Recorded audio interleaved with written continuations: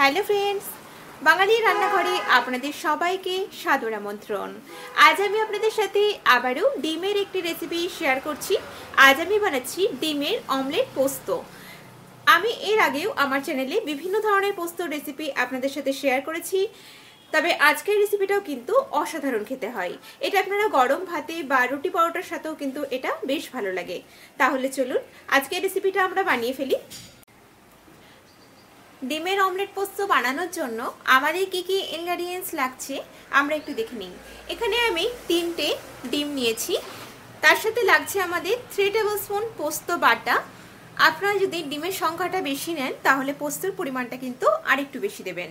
তার সাথে লাগছে 2টো মিডিয়াম সাইজের পেঁয়াজ কুচানো, 4 কোয়া রসুন কুচি, 5 থেকে 6টা কাঁচা লঙ্কা কুচানো আছে, একটা মিডিয়াম সাইজের টমেটো কুচানো, half teaspoon red chilli powder, আর হাফ টিস্পুন লাগছে আমার হলুদ গুঁড়ো।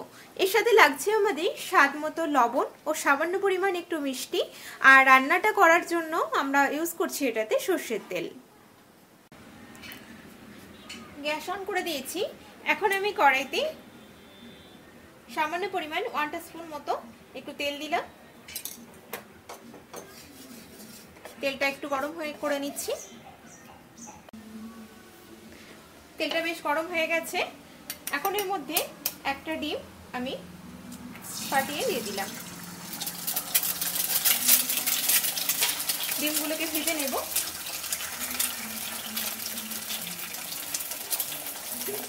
সামান্য একটু লবণ দিয়ে দিচ্ছি। এখন ডিমটার দুই সাইডই ভেজে নেব। এক সাইড হয়ে গেলে আরেক সাইডে এটাকে উল্টিয়ে দেব। ডিমটাকে এখন উল্টিয়ে দিচ্ছি ওই সাইডটা ফ্রাই হওয়ার জন্য।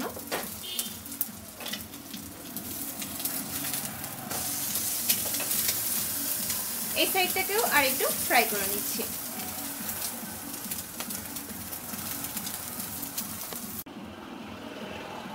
তিনটে ডিমই আমি আলাদা আলাদা করে ভেজে নিয়েছি। এখন আমি কড়াইতে দিয়ে দেব 2 টেবিলস্পুন সরষের তেল।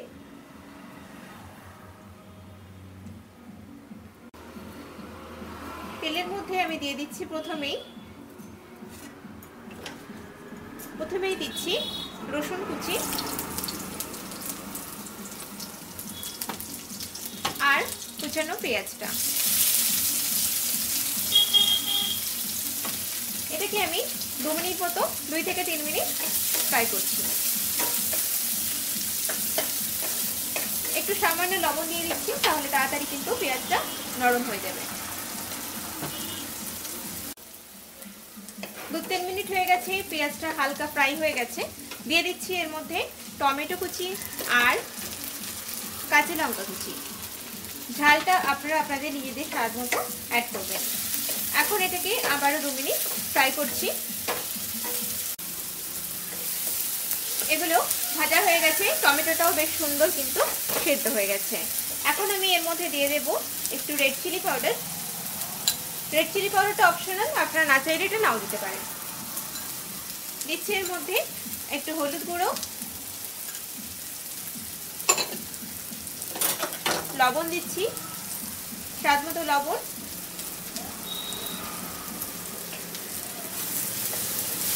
আর দিয়ে দেব বেটে রাখা পোস্ত বাটাটা দিয়ে দিলাম। সামান্য একটু জল দিচ্ছি।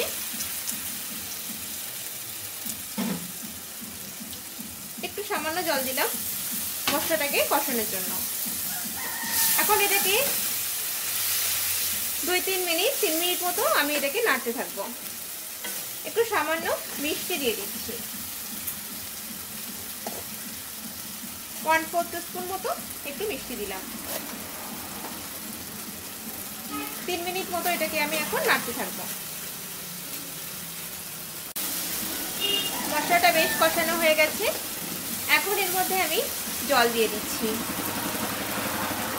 এটা খুবই ঘন একটা গ্রেভি হবে, তাই জলের পরিমাণটা একটু কমই দিতে হবে। এখানে আমি ছোট কাপে 1.5 কাপ মতো জল দিলাম। এটা একটু ফুটে উঠলেই ভাজা ডিমগুলোকে দিয়ে দেব।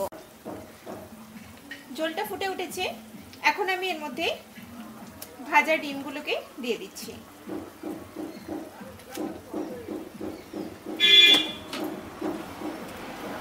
দিয়ে এটাকে আমি আবারও 4 থেকে 5 মিনিট একটু ফুটতে দেব।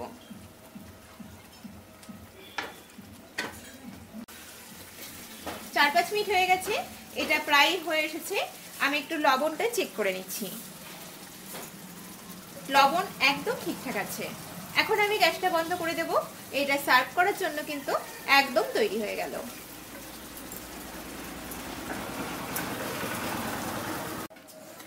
তৈরি হয়ে গেল আমাদের ডিমের অমলেট পোস্ত। আমার ভিডিওটা যদি আপনাদের ভালো লেগে থাকে প্লিজ আমার ভিডিওটাকে লাইক, শেয়ার, কমেন্ট করবেন। আর নিত্য নতুন রেসিপির আপডেট পাওয়ার জন্য আমার চ্যানেলটিকে সাবস্ক্রাইব করবেন। সবাই ভালো থাকবেন। আমি আবারও হাজির হব নতুন কোনো রেসিপি নিয়ে। নমস্কার।